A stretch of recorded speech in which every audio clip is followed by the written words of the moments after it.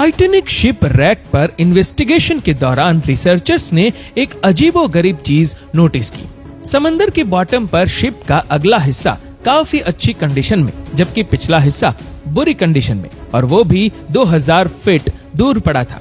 अगर ये दोनों एक ही शिप का हिस्सा थे, तो फिर अगले और पिछले हिस्से में इतना ज्यादा फर्क क्यों? रिसर्चर्स का मानना है कि एक्सीडेंट वाली रात आइसबर्ग से टकराने के अलावा भी टाइटैनिक के साथ कुछ और भी हुआ था, जिसने उसके पिछले हिस्से को ज्यादा नुकसान पहुंचाया था। पर सवाल है कि आखिर ऐसा क्या हुआ था? टाइटैनिक, जिसको अनसिंकेबल कहा जाता था, वो कुदरत की ताकत के सामने देखते ही देखते काले समंदर में डूब गया था। इस हादसे के गवाह आई विटनेस सिर्फ वो लोग थे जो किसी तरह शिप से निकलकर अटलांटिक ओशन के ठंडे पानी में कूद गए थे। आइसबर्ग टकराने से लेकर शिप के डूबने तक जो कुछ भी हुआ, उसका रिकॉर्ड उन आई विटनेस के सिवा और किसी के पास नहीं था, जो कि खुद ठंडे पानी से लड़ रहे थे। इन्वेस्टिगेशन के दौरान पहले तो किसी को भी मालूम नहीं था कि शिप के साथ हुआ क्या है, लेकिन फिर बचने वालों ने बताया कि शिप की एक आइसबर्ग से टक्कर हुई थी। इस बयानों को मौके पर मौजूद आइसबर्ग को देखकर कंफर्म भी किया गया, जिस पर टाइटैनिक का रेड पेंट अभी तक लगा हुआ था। हादसे के बाद आई विटनेस और एविडेंस को देखते हुए इन्वेस्टिगेशन रिपोर्ट में बताया गया कि टाइटैनिक के राइट साइड पे आइसबर्ग ने 300 फीट बड़ा सुराख छोड़ दिया था। पर दूसरी तरफ आई विटनेस का कहना था कि शिप को डूबने में करीब 2.5 घंटे लगे थे। इन्वेस्टिगेटर्स का मानना है कि अगर आइसबर्ग ने वाकई टाइटैनिक पर 300 फीट बड़ा सुराख छोड़ा था, तो इसको 2.5 घंटे में नहीं बल्कि चंद मिनटों में ही डूब जाना था। पर सच्चाई क्या थी, ये उस वक्त किसी को भी मालूम न पड़ सका। सच्चाई जानने के लिए जरूरी था कि टाइटैनिक शिप को ढूंढा जाए। आखिरकार 73 इयर्स के बाद जब टाइटैनिक का मलबा मिला, तो वो सारे सवाल जो टाइटैनिक अपने पीछे छोड़कर गया था, उनके जवाब ढूंढने का अब वक्त आ चुका था। अटलांटिक ओशन की 4000 मीटर गहराई में पिछले कई सालों से टाइटैनिक का मलबा काले अंधेरे में मौजूद था।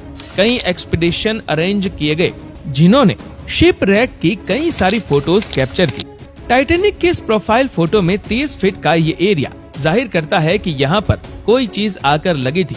इसका एरिया सिर्फ 11 स्क्वायर फीट बनता है, और कैलकुलेशंस के हिसाब से देखा जाए तो इसमें से 370 गैलन पानी हर सेकेंड में टाइटैनिक के अंदर जमा हो सकता था। इसी स्पीड से पानी भरने का मतलब है कि पूरी शिप में पानी टोटल 2.5 घंटे में भरा होगा। और आई विटनेस के मुताबिक टाइटैनिक को डूबने में भी 2.5 घंटे ही लगे थे। यानी एक मिस्ट्री तो सॉल्व हो गई कि टाइटैनिक में 300 फीट बड़ा सुराख नहीं था, बल्कि सिर्फ 30 फीट बड़ा क्रैक पड़ा था। पर यह अकेली ही एक मिस्ट्री नहीं थी, अभी और भी काफी कुछ जानना बाकी था। टाइटैनिक शिप रैक पर इन्वेस्टिगेशन के दौरान रिसर्चर्स को ये समझ नहीं आ रहा था कि शिप का अगला हिस्सा, जिसे बाउ कहते हैं, वो इसके पिछले हिस्से यानी स्टर्न से ज्यादा अच्छी हालत में कैसे पड़ा है, और इन दोनों के बीच इतना ज्यादा फासला क्यों है। इस मिस्ट्री को सुलझाने के लिए हाई टेक सोनार स्कैनिंग टेक्नोलॉजी का सहारा लिया गया। ROVs ने टाइटैनिक शिप रैक साइट की लाखों फोटोज कैप्चर की और फिर उनको कंप्यूटर ग्राफिक्स की मदद से एक 3D मॉडल में कन्वर्ट किया। इस मॉडल में वो तमाम डिटेल्स भी थी जिनको नॉर्मली इस गहराई में कोई आम कैमरा या इंसानी आंख नहीं देख सकती। मॉडल में देखा जा सकता है कि 392 फीट लंबे स्टर्न के तमाम डेक्स एक दूसरे के अंदर ऐसे घुसे हुए हैं जैसे ये स्टील की नहीं बल्कि कागज की शिप हो। बाकी के पार्ट्स शिप से अलग होकर आसपास बिखरे हुए। सिर्फ इसमें लगे 2 किसी घर की साइज जितने बड़े इंजन हैं जो इसके साथ जुड़े हुए हैं। इसी मॉडल में एक और अहम इशारा भी छुपा है, वो इशारा जो स्टर्न की इस हालत के बारे में बता रहा है। 110 साल पहले स्टर्न जब ओशन फ्लोर से आकर टकराया तो उसके निशान आज तक यहाँ छपे हुए हैं, जिनको सिर्फ 3D मॉडल के जरिए ही देखा जा सकता है। इस निशान से जाहिर होता है कि स्टर्न जिस वक्त ओशन फ्लोर से टकराया तो वो एंटी क्लॉकवाइज घूम रहा था। रिसर्चर्स इस निशान से अंदाजा लगा सकते हैं कि स्टर्न उस वक्त हैरतअंगेज तौर पे 80 किलोमीटर पर आवर की स्पीड से पानी के अंदर जा रहा था। शिप का पिछला हिस्सा जब इतनी स्पीड से पानी की गहराई में जा रहा था तो पानी से पैदा होने वाले फोर्सेस ने शिप के लूज पार्ट्स को उखाड़ दिया, और जब वो 4 किलोमीटर नीचे ओशन फ्लोर से टकराया तो इसके सारे डेक्स एक दूसरे के अंदर धंस गए। दूसरी तरफ जैसा कि आप देख सकते हैं कि बाउ सेक्शन फ्रंट सेक्शन का डिजाइन हाइड्रोडायनेमिक है, यानी ये पानी को आसानी से काट सकता है। ठीक उसी तरह जैसे शिप पानी पे फ्लोट करते वक्त पानी को काट कर अपना रास्ता बनाती है। यही वजह है कि बाउ सेक्शन स्टर्न के मुकाबले में ना ही रोटेट कर रहा था और ना ही पानी का फोर्स इस पर डायरेक्टली अटैक कर रहा था। आखिरकार 110 साल पहले होने वाले हादसे की एक और मिस्ट्री को भी सुलझा लिया गया, लेकिन एक और सवाल भी है जिसका जवाब ढूंढना बहुत जरूरी है। वो ये कि टाइटैनिक शिप 2 हिस्सों में किस वक्त अलग हुई।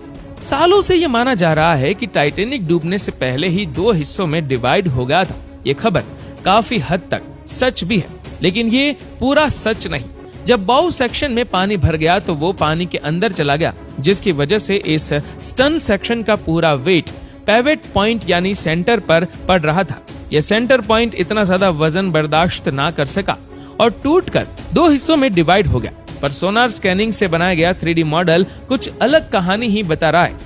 देखा जाए तो टाइटैनिक के अंदर मौजूद सारा सामान दूर दूर तक ओशन फ्लोर पे बिखरा हुआ है। इसमें coffee cups, dinner plates, chandeliers, deck benches और लोगों का पर्सनल सामान भी है।